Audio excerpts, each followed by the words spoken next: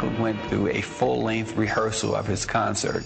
He came down off the stage and said, "You know what, I'm ready to do these 50 shows." He said, "I feel good."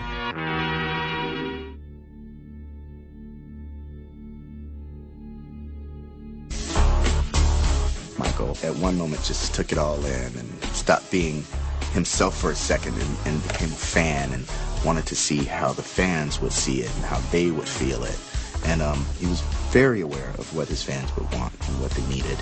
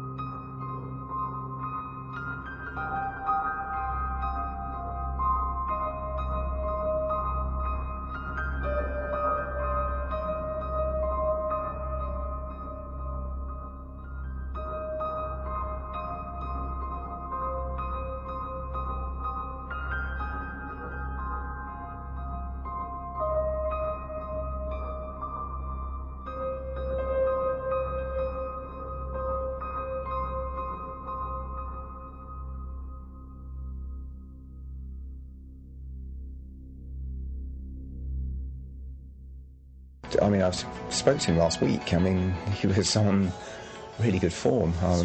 I never saw Michael take even an aspirin when he was with me. When I was with him and our families were together, he was always bright, alert, and there was never any question of him being on anything.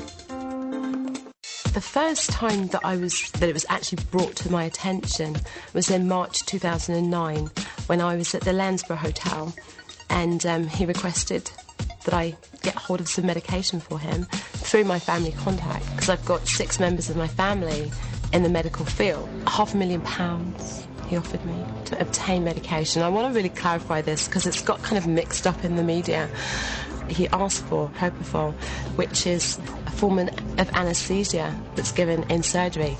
That is not something that you take at home. It's something that you need a qualified anaesthesiologist to administer.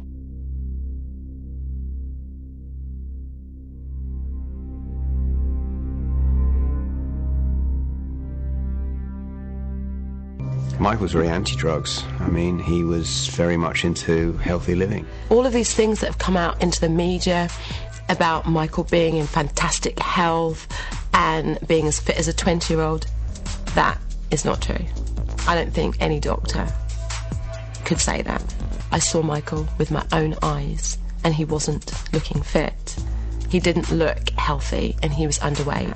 Unfortunately, he was surrounded by people who didn't necessarily have his well-being in mind.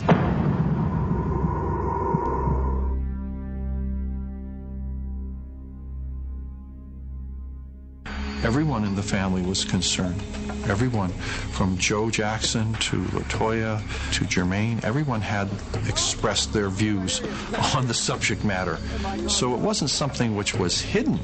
It was something which was talked about, but nevertheless wasn't anything that anyone could do anything about. They were worried. They didn't have the specifics. They didn't know what they were dealing with, but they knew that something was wrong, and they suspected that it was drug-related, but they couldn't really figure it out because they didn't have access to him all the time, and they tried. I did talk to the family about intervention. I talked to his father, his elder sister, Rebe, and I spoke to his younger brother, Randy. I told him that I strongly believed that Michael was abusing drugs. All of us was on the same page, and we was getting ready to move in and try to do something about it.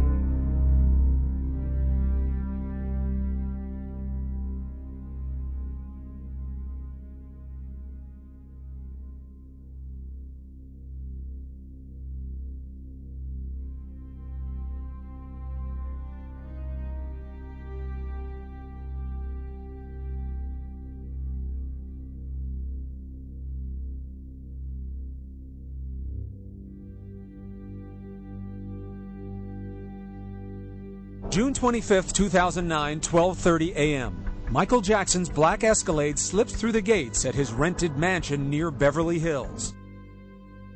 He has just finished a full run-through for his concert, This Is It.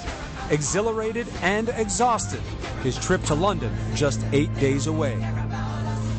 In his second-floor bedroom, the heat is on high, and there's a fire in the fireplace. Despite the warm weather, he is freezing cold.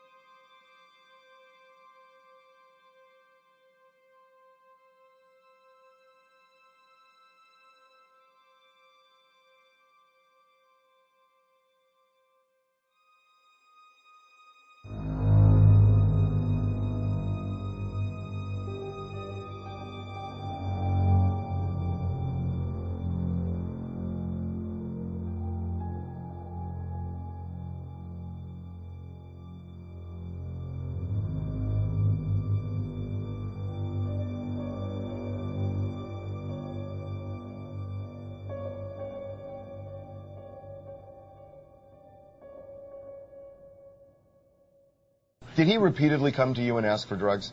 No, not at all.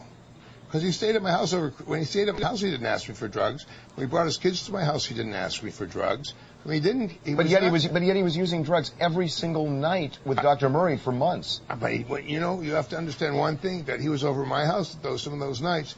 He was not on propofol unless he got propofol after he returned home. And he used to stay at my house overnight. Remember, not during that period of time, but before.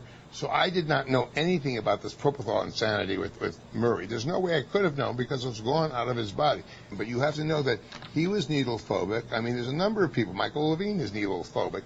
That you couldn't go anywhere near his eyes, where I had to go, or near his scalp. And the scalp hurts like hell with shots, unless you would sedate him a little bit. But if we just stick on this... Was he obsessed with his face? Oh, there's no question. There's something called the bi-dysmorphic disorder. You said to me the last couple of weeks of his life, you saw a radical change in him. Absolutely. And I didn't know what it was, but there was a radical change in his behavior. And I couldn't really put my finger on it, but there was something really strange going on. He just didn't seem as comfortable with himself and his own skin as he was before. And he was a little nervous, and I couldn't figure it out. But then I kept looking at his eyes. His eyes were a little glassy, you understand? And there's little things you pick up, because I look at the body very closely, you know, and I just picked up little things about him that told me that, you know, something was not quite right, and I couldn't figure out what it was. But he was not stoned. He wasn't being stoned. He just didn't feel right, and I felt that he didn't really want to go to England. That's how I read the whole thing. The London concert. London concert. I just assumed he was going through the stress of doing these concerts, but it just seemed a little bit off-kilter to me. And that he was going to do 50 concerts, I was sure that he was in good physical shape. He was not the string bean they describe. You know that. When we saw him, because he had muscles everywhere when we last saw him. But he was, see, that's... How could they say he was emaciated when he weighed 135 pounds? Well, my understanding, and I may be wrong, but my recollection is it was 115. No, that's what I thought. It was 135 is what he weighed. I mean, I know the weight very well because I remember it very specifically. I think the whole family knew he was on drugs. Well, you had talked about an intervention. They made an intervention. You know, they called the doctor to make an intervention. When? They called. We know that they called him at least 2 days before. But we also 2 days before he died. Yes, we know that. We have that phone call. Well, then who staged the intervention? You're saying 2 days before Michael Jackson died. They called the doctor to do an intervention. They called which doctor? I don't want to say his name. It's not. Not Dr. Murray, clearly. No. They called a doctor, a drug addiction specialist. Was his voice getting stronger over a period of rehearsal? Absolutely. Was his dancing getting stronger? Absolutely. His body, everything? Absolutely. Michael Bearden, the musical director for This Is It, was on stage that last night.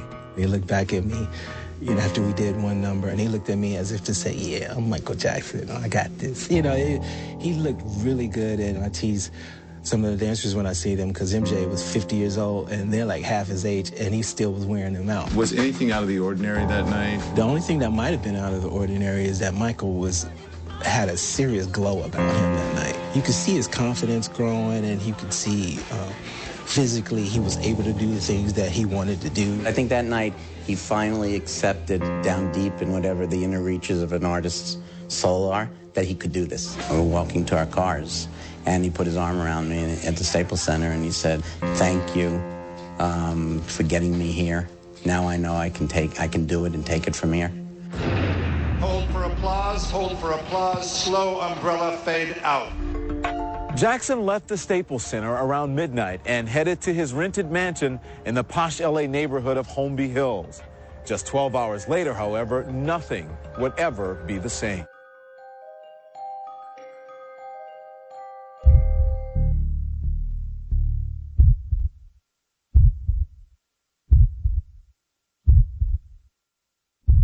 Michael Jackson gave a speech in 2001, and he said this: "When I was young, I wanted more than anything else to be a typical little boy. I wanted to build tree houses and have water balloon fights and play hide and seek with my friends, but fate had it otherwise. If we look at him in another way, it turns out that this 50-something-year-old prodigy is merely a warning for what will happen when our empty heart is not filled with the love of a father."